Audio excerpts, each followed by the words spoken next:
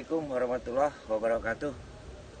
Hari ini kebetulan saya ketemu dengan Mas Momon, teman lama yang mungkin sudah hampir 30 tahun lebih ya kita berteman ya Bang. Nah, ini mumpung di sini kebetulan ya ada di bengkel.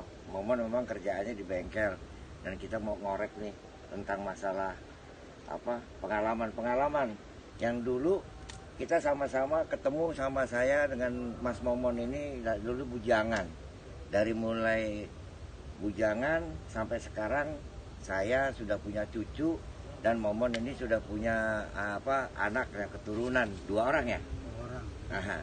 Ini saya mau tanya Mon, ini kan dulu kan kita pernah pernah sama-sama dan situ mungkin dalam pernikahan agak sedikit tersendat ya, tersendat gitu loh. Jadi saya minta coba diterangin kenapa tersendat dan pada saat itu. Nah nanti juga saya bantu cerita gitu. Gimana tuh? Ya pada waktu itu sih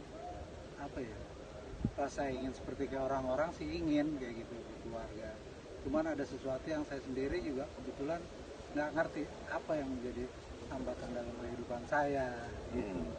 Sampai akhirnya saya cari tahu, yang kebetulan saya juga dikasih tahu bapaknya teman ada begini gitu, ada kendalanya gitu. Kebetulan ya pada waktu itu sempat saya memang juga ada sesuatu untuk keselamatan untuk hidup, saya diberilah satu buah telur itu ini untuk keselamatan, tapi saya nggak ngerti apa telur dikasih telur ya. Iya betul, tapi intinya barang itu saya bawalah kayak gitu, saya pikir untuk keselamatan saya kan. Iya. Enggak. Nah, setelah saya di rumah pada waktu tahun 87 atau 88 tahun 87 dikasih telur tuh ya. Iya. Terus saya tanam lah, kebetulan di dekat rumah ada makam keramat itu. Emang kayaknya suruh ditanam di situ untuk semuanya juga jadi lebih baik. Tapi dengan setelah berlanjut berbulan bahkan bertahun-tahun, apa yang saya harapin kebetulan dari itu tidak kunjung saya dapatkan, sampai akhir saya sendiri juga bingung. Nah pada suatu saat itu pula kurang lebih setahun kemudian setelah itu saya merasa ada sesuatu yang di luar nalar saya. Dalam malam mimpi saya ada seorang nenek menjelma datang saya minta kawin. Saya sendiri juga bingung kok, tapi dalam mimpi saya tahu saya seorang bujangan. Nah sementara si nenek itu sendiri ngapain dia datang minta kawin saya? Saya kan kebetulan dalam mimpi saya merasa saya bujang, saya nggak mau kan gitu. Iya. Karena saya bujang ngapain kan gitu. Nah di saat itu pula saya berpikir mungkin jangan-jangan nenek-nenek jelmaan. Nah, udah pada malam itu saya bilang begitu, saya terbangun. Saya mimpi. Nah, setelah itu hari keduanya datanglah mimpi itu lagi gitu. Yang mengatakan dia adalah istri. Dia, bukan. Setelah hari kedua itu saya datang, saya mimpi lagi. Kebetulan di dalam mimpi itu sendiri terbersit pikiran saya, mungkin ini jelmaan kali, mungkin putri cantik. Sampai akhirnya saya jadi menikahi itu dalam mimpi saya. Dalam mimpi itu nikah? Iya, gitu. Dan udah, pas setelah itu berlanjut, saya nggak lihat gimana. Mungkin saya seiring sejalan dengan waktu, entah sampai 20 tahun, kok ada sesuatu yang mengganjal kehidupan saya, sehingga saya sendiri ingin seperti kayak orang-orang berkeluarga. Ada apa gitu, sampai akhirnya ada teman saya sendiri, kebetulan dia juga mengerti, dibilang ini ada hambatan begini, karena memang ini yang udah pernah kamu tahu dalam malam ini, memang itu. Makanya itu harus dibuka dulu gitu. Nah ini yang menarik nih. Saya pernah ketemu Mas Momon ini bujangan, sampai saya juga sudah punya anak. Pada saat itu saya ketemu lagi udah punya anak bujangan ya. Nah saat saya ketemu Momon, saya ada yang menarik ya, yang contoh salah satunya gini. Saya melihat Momon ini kok masih bujangan, masih betah. Padahal saya sendiri sudah punya anak bujangan. Iya. Nah, saya juga tidak tahu persoalannya seperti apa, yang pastinya ini pasti ada hambatan, gitu kan. Nah, tapi setelah, ya karena saya mungkin juga salah satu belajar ilmu kebatinan, yang akhirnya saya dapatkan di dalam batiniah Momon itu sudah ada istri. Iya, kawin secara batin. Nah, ini saya tekankan lagi nih, ada yang mungkin ada rahasia yang tidak banyak orang ketahui ya tentang masalah salah satunya adalah pernikahan batiniah. Nah, saat itu saya melihat Mas Momon ini adalah satunya, kenapa kok ada seorang nenek-nenek ya kan, yang pada saat tadi diceritakan sama Momon bahwa dia pernah mimpi menikah dengan nenek-nenek, yang itu tidak diceritakan sama saya kan gitu kan. Tapi itu ada yang saya lihat, dan ternyata setelah saya periksa, dia mengaku bahwa dia adalah istrinya secara batin. Ya gitu ya. Akhirnya saya bertanya, kenapa kok dia bisa ngaku istrinya? Nah, setelah saya korek terus, ternyata Momon ini pernah dikasih telur. Iya kan? Telur yang memang dikuburkan. Sebetulnya untuk keselamatan. Tapi mungkin penguburannya yang salah. Ya, yang salah dalam arti kata, yang harusnya itu bukan dikuburkan di sana, tetapi di tempat yang lain mungkin ya gitu kan. Memang seperti itu. Setelah saya rasakan ya, memang saya lupanya telur itu salah naruhnya gitu. Salah naruh gitu ya, ya gitu. Nah, makanya saya juga akhirnya saya ngebantu Mas Momon ini, ya saya tanya makam yang dikuburkan telur itu di mana, yang akhirnya ya saya kembalikan, iya kan? Ketemulah ceritanya, yang akhirnya saya taruh di tempat makam tadi yang dikuburkan, dan saya meminta kepada Tuhan yang Maha Kuasa, Allah Subhanahu wa Ta'ala, untuk dikeluarkan yang namanya menetralisir dan dibersihkan lah hitungannya gitu kan ya. Nah, ternyata doa kita itu dikabulkan. Nah, ini rahasia rahasia jodoh. Yang saya katakan rahasia jodoh apa? Orang kan taunya jodoh itu ya kalau memang dia lama karena mungkin belum diberikan oleh Allah, ya kan? Mungkin belum waktunya. Tetapi yang unik nih yang saya katakan, di Momon ini bukan masalah jodoh itu tidak diberikan. Yang saya lihat secara batiniah, ternyata ada kekuatan dari telur yang diberikan oleh orang pintar, ya, untuk keselamatannya Mas Momon, ditanam, ya, dan ternyata itu menjadi sesuatu yang hambatan, dan itu salah satu seperti itu ya. Nah, itulah yang unik di dalam cerita ini. Ternyata batiniah itu tanpa kita sadari ada pernikahan secara batiniah. Mungkin ini salah satu rahasia ya yang Tuhan kasih kepada manusia, tapi manusia itu ya mungkin tidak semua orang bisa memahami itu ya kan. Nah, dari situ setelah telur itu kita kembalikan, artinya kekuatan alam gaib kita kembalikan, maka seperti apa kejadiannya langsung tuh ketemu nama jodohnya? Ya, setelah itu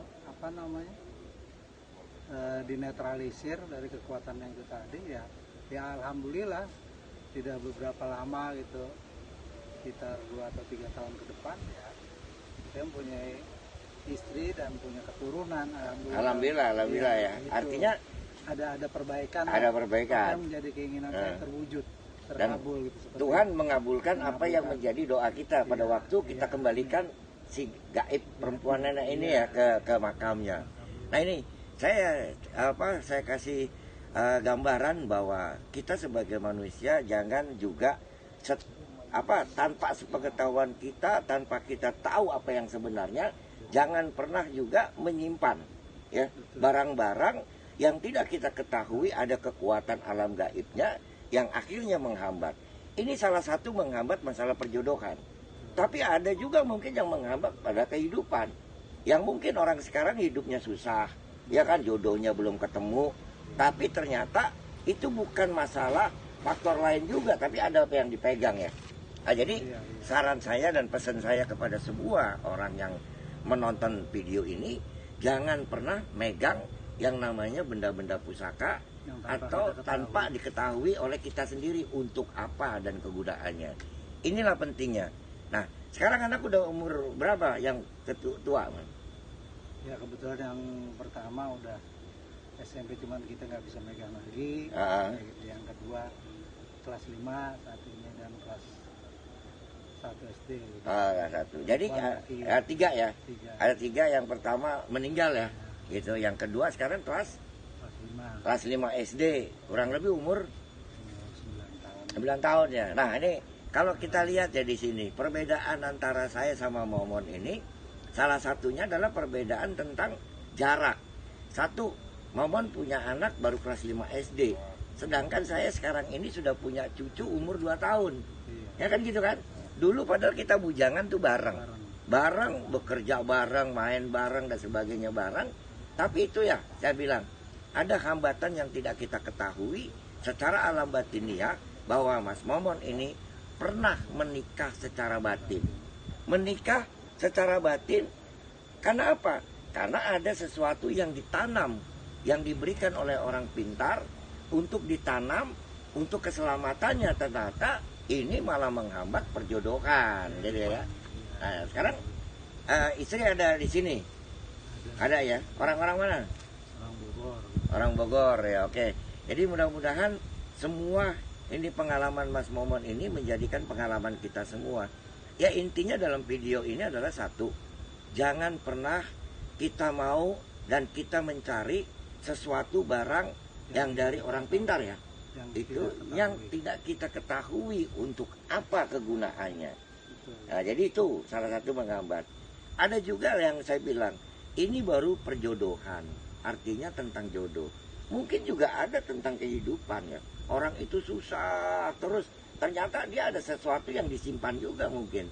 Ini salah satu gitu ya.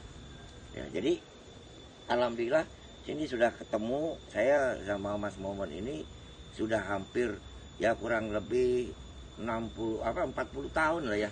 40 tahun sudah bersahabat, berteman, dan saat sekarang alhamdulillah ketemu lagi. Nah, Momon yang saya kenal dulu seperti ini dan sampai saat sekarang seperti ini dengan kondisi yang ada di sini ya mobil-mobil. Dan mudah-mudahan pernikahan Mas Momon ini bisa langgeng, ya bisa untuk anak-anaknya bisa bahagia bersama keluarga dan sampai dengan nenek kakek nantinya. Ya gitu ya. Ya. Itu apa pengalaman yang menarik lagi, Mon? Kira-kira? Ya untuk saat ini sih masih menata ruang lingkup keluarga aja dulu. Oh gitu ya. Ya. Jadi mudah-mudahan ya, insya Allah lah saya juga bisa menjaganya apa yang sudah diberikan sama yang kebetulan keinginan yang semua orang juga ingin gitu. Diberi keturunan dengan apa namanya rezeki juga. Ya. Yang unik ya saya katakan, Momon usia menikah itu kurang lebih di atasnya 42 tahun. Tapi pada saat ketemu jodohnya itu dia mendapatkan anak remaja umur 18 tahun ya.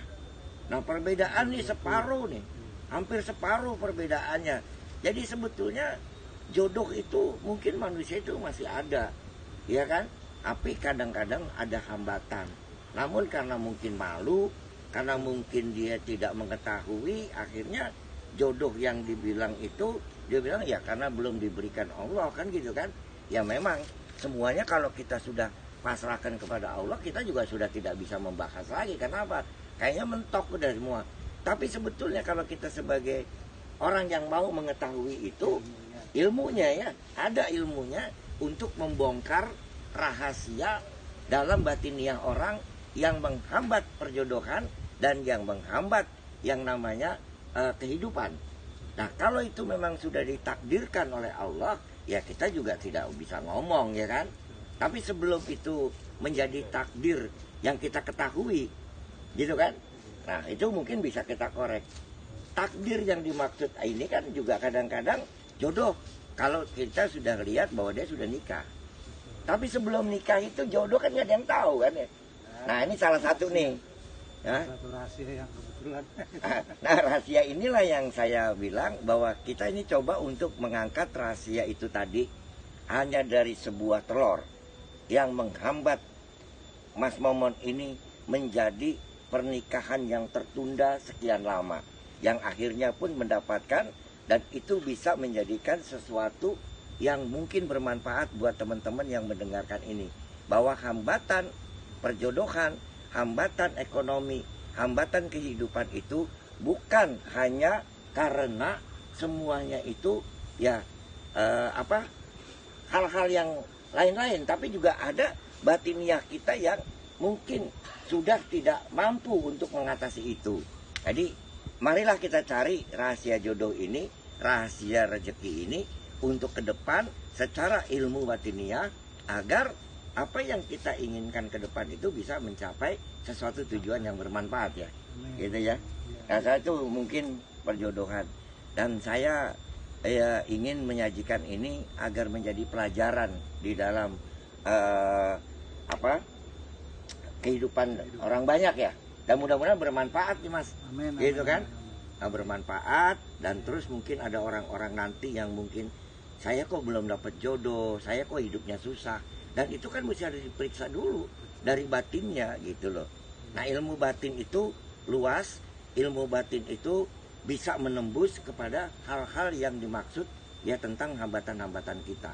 Jadi belajarlah ilmu batin itu dengan benar, agar kita bisa mengetahui dan mendapatkan petunjuk yang benar gitu.